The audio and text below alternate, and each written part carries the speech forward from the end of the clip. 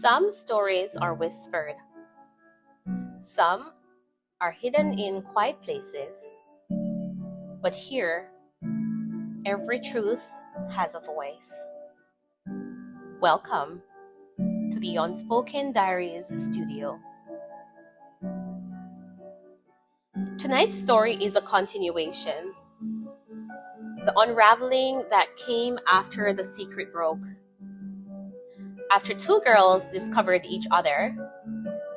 After a mother's heart shattered in her own living room. This is the next chapter in Nevaeh's journey.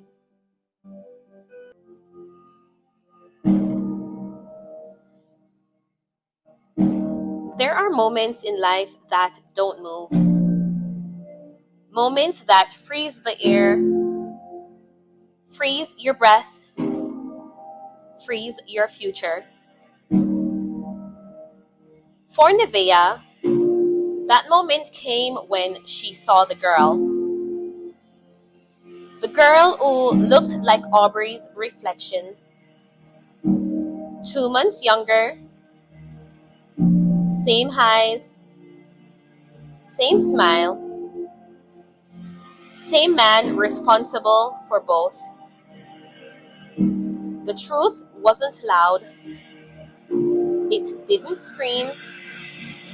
It just settled. Heavy. Unavoidable. Final. Daniel didn't deny it. He didn't even try. His silence was the confession. Nevaeh felt her chest cave in. Not because she lost love, but because she lost the version of her life she thought was real. That night, she didn't pack her bags. She didn't scream. She didn't fall to the floor. She just sat still, in the dark, thinking, praying, breaking without making a sound. Because sometimes the quietest heartbreaks are the deepest ones.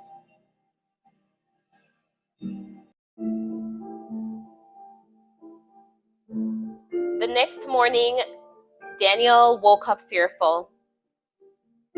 Not of losing Nevaeh, but of losing control. That's the thing about men who juggle lies. When the truth comes out, their world shakes. Only because they can no longer control the story. Daniel began his performance. The apologies flowed, wet, slippery, rehearsed phrases he had probably used before with other women. I made a mistake. It didn't mean anything. You're overreacting. You know I love you. He cried. He begged. Blamed stress. Blamed loneliness. Blamed just one stupid night. But Nevaeh noticed something. He never said he was sorry for the pain he caused. Only sorry for being caught. That's when the shift happened. Inside her, a quiet resolve. She looked at this man, the father of her child, the man she married, and realized she didn't recognize him. Or maybe she finally did. When a man who lives a double life senses he's losing you, he doesn't fix the truth, he fixes behavior. Daniel cleaned the entire house, cooked dinner, bought flowers, offered to help with Aubrey's homework, sent long messages about the family they built, love bombing, guilt tripping, rewriting history. Classic manipulation dressed as remorse. But Nevaeh didn't melt, didn't break, didn't fold. She had cried all her tears the night before. And now she was clear-eyed. She realized something heavy, something women learn the hard way. A man who can love two households cannot truly love either. The first conversation between the two mothers wasn't loud, wasn't cruel, wasn't filled with blame. It was filled with grief.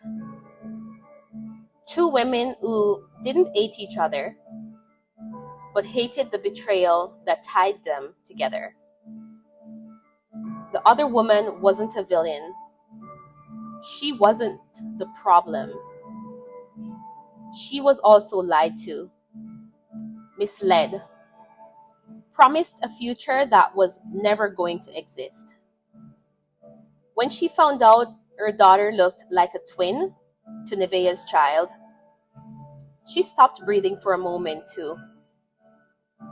They sat across from each other, broken, humiliated, but strangely comforted that neither of them had been the fool. Daniel had fooled them both.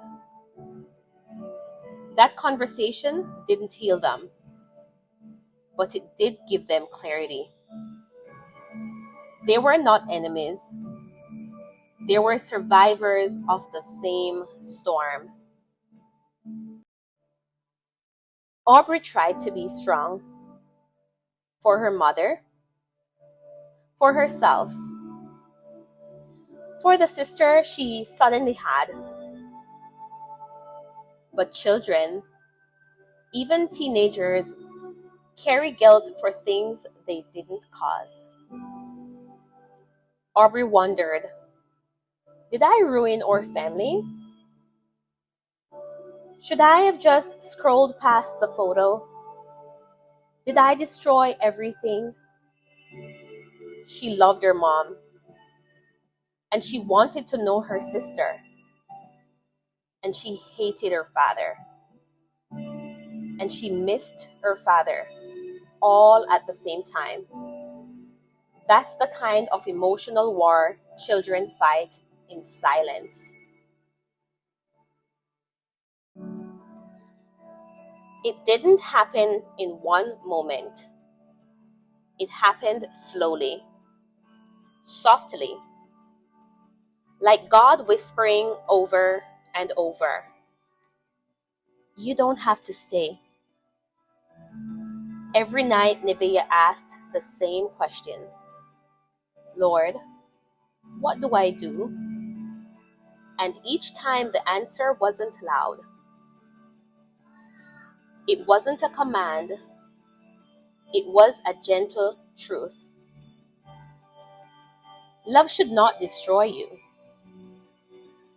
One evening after Daniel stormed out during another argument, Nevaeh looked at Aubrey asleep in her bed and realized, if I stay, she will think this is normal.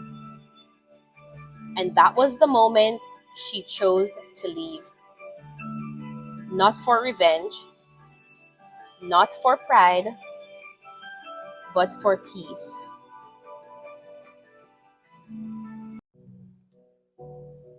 When Daniel realized Nevaeh was serious, truly serious. His mask fell off. The apologies stopped.